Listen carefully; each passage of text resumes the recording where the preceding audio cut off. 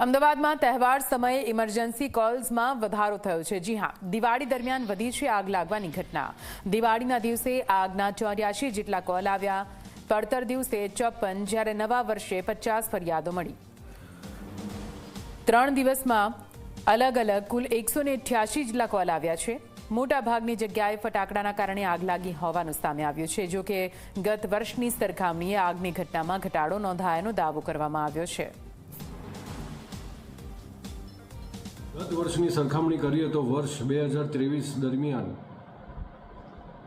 305 fire calls મળેલા હતા। તેવી જ રીતના 2023 અને 24 દરમિયાન 506 ફાયરના કોલ બનેલા હતા। 2024 અને 25 દરમિયાન 257 કોલ નોંધાયેલા હતા, જ્યારે આ વર્ષે માત્ર 188 કોલ જ નોંધાયેલા છે। કહેવામાં આવે તો છેલ્લા 3 વર્ષની તુલનામાં આગના બનાવોમાં નોંધપાત્ર ઘટાડો થયો છે।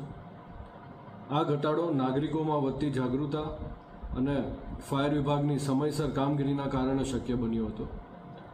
ફાયર વિભાગની ટીમો દ્વારા તમામ બનાવોનો તાત્કાલિક પ્રતિસાદ આપવામાં આવ્યો હતો અને મોટાભાગની આગ નાની સ્તરે રહી સમયસર કાબૂમાં લેવામાં આવી હતી।